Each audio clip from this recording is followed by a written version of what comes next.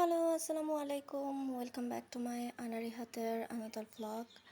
আজকের ব্লগটি আমাদের নাট্য উৎসবের উদ্বোধনী ব্লগ। আমি এবার চারু নাটকে কাজ করায় চারুর আমাদেরকে সাফ সাফ জানিয়ে দিয়েছিল শাড়ি পরা যাবে না, কারণ ওয়েস্টার্ন নাটক। বাট আমরা অনেক জোরাজোরি করে শাড়ি পরি এবং হাতে আমি কিছু টিপ নিয়ে যাই যে কোন টিপটা পরলে ভালো লাগবে, সেটা পরেই দেখছিলাম। এই যে ডিপার্টমেন্টে চলে যাই, গিয়ে প্যানাগুলো দেখছিলাম। প্রত্যেক নাটকের জন্য প্যানা রেখেছে। তো ওই যে আমার ইন্ডিপেন্ডেন্সের প্যানা, এটা চারুণী ডিরেকশনে ছিল। আমি দূর থেকে দেখছিলাম। এরপর এই যে শাকিলের দেওয়ানগাজির কিচ্ছা, এটা শাকিল ডিরেকশন দিয়েছে। তারপর ঘুরে ঘুরে দেখি ডিপার্টমেন্টটা জুনিয়ররা সাজিয়েছে সুন্দর করে। এরপরে দেখি ডিপার্টমেন্টের সামনে আয়োজন করেছে উদ্বোধনী অনুষ্ঠানের। তারপরে নিজে একটু রং ঢং করি, ছবি টবি তুলি, ভিডিও করি। আশেপাশে জুনিয়ররা ছিল, সবাই বন্ধুবান্ধব সবাই আসেনি, যারা এসছে তাদের সাথেই মোটামুটি বসেছিলাম, সময় কাটিয়েছি। তারপর মিটি, রিক্তকণা সবার সাথে ছবি তুলি। এই যে আমাদের এবারের নাট্য উৎসবের প্রধান অতিথি ছিলেন আবুল হায়াত স্যার, ইসরাফিল শাহিন স্যার।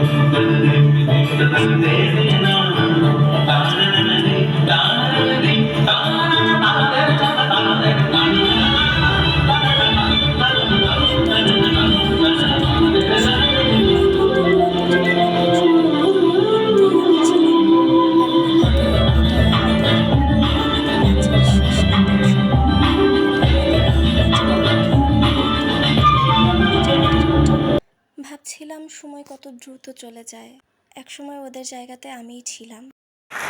জাতীয় কবি কাজী নজরুল ইসলাম বিশ্ববিদ্যালয়ের থিয়েটার অ্যান্ড পারফরমেন্স স্টাডিজ বিভাগের আয়োজনে 7 দিনব্যাপী চতুর্থ আন্তর্জাতিক নাট্য উৎসব 2026-এর এই মহেন্দ্রক্ষণে আমাদের মাঝে উপস্থিত হয়ে নাট্যজন সম্মাননা পদক গ্রহণ করলেন সকলের প্রিয় শ্রদ্ধাভাজন প্রিয় ব্যক্তিত্ব আবুল হায়াত।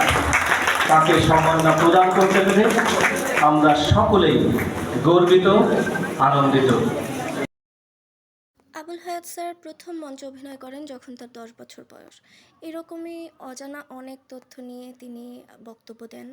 তারপরে আমাদের ভিসি স্যার বক্তব্য দেন। এরপরে আমরা পুরাতন কলা ভবন চলে যাই।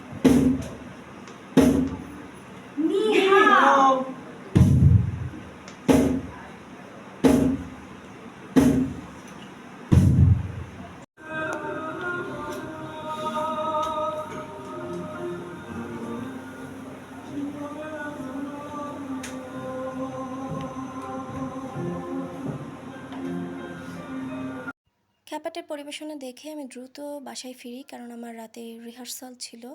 ডিপার্টমেন্ট থেকে বেরিয়ে দেখি রিক্ত বাইক স্টার্ট দিচ্ছে, সাথে লেলিনো। আমি ওকে বলি যে কোনোভাবে আমাকে একটু ফার্স্ট গেট দিয়ে আয়। তারপর ওদের সাথে অনেক চিপকাচিপকি করে আসলে 3 জন মিলে অনেক কষ্টে বাইকে এসেছি। তারপর বাসায় এসে দ্রুত খাওয়া দাওয়া করে ক্যাজুয়াল একটা ড্রেস পরে রেডি হই, যেহেতু রাতে রিহার্সাল ছিল। অসম্ভব গরম ছিল, তার ভেতরে আমার খুবই হাঁসফাঁস লাগছিল, কারণ আমি একদমই গরম সহ্য করতে পারি না। ডিপার্টমেন্টে গিয়ে দেখলি নিস্তব্ধ ডিপার্টমেন্ট, আর হয়তো কয়েকদিন মাত্র এই ডিপার্টমেন্টে আমি আছি। সময়টা কিভাবে কেটে গেল।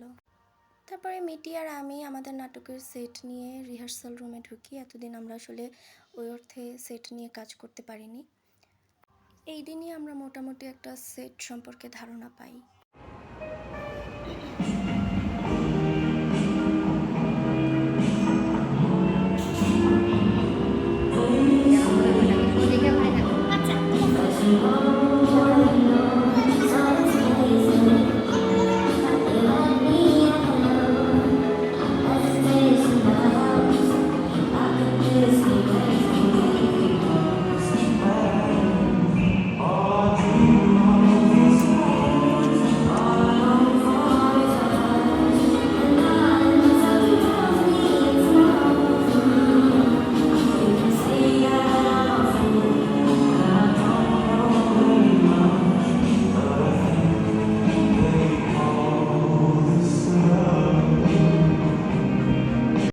রহনার সঙ্গে আগেই আলাপ ছিল, কিন্তু এই প্রথম দেখা হয়।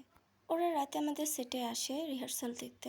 ওদেরকে গেস্ট হাউসে পৌঁছে দিয়ে আমরা ভিজতে ভিজতে বাসায় ফিরি।